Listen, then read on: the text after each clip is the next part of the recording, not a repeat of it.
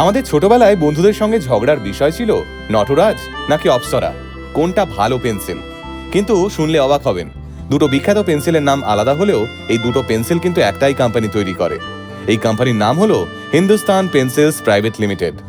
বাবু ভাই এবং তার দুজন বন্ধু একবার লক্ষ্য করেছিলেন, ভারতে যেসব পেন্সিল নির্মিত হয় সেগুলোর দাম অনেকটা বেশি, কিন্তু কোয়ালিটির দিক থেকে তারা অনেকটাই পলকা। তাই বাবু ভাই এবং তার বন্ধুরা জার্মানি পাড়ি দিলেন।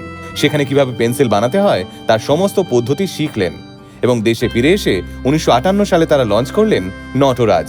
কিন্তু নটরাজ পেন্সিল যেহেতু দেখতে অতটাও ভালো না এবং দামও সস্তা, তাই বড়লোক বাড়িতে এই পেন্সিল ততটা জনপ্রিয়তা পেল না। তাই তখন প্রিমিয়াম ক্রেতাদের আর একটা টোপ দিল হিন্দুস্তান পেন্সিলস প্রাইভেট লিমিটেড। তারা অপ্সরা নামের একটা পেন্সিল বের করলো, যা দেখতেও সুন্দর, দামও একটু বেশি। অপ্সরা দাবি করলো এই পেন্সিল ব্যবহার করলে নাকি হাতের লেখা ভালো হয়। প্রিমিয়াম কোয়ালিটির অপ্সরা পেন্সিল বাজারে আসতেই শুরু হলো নটরাজ আর অপ্সরার লড়াই।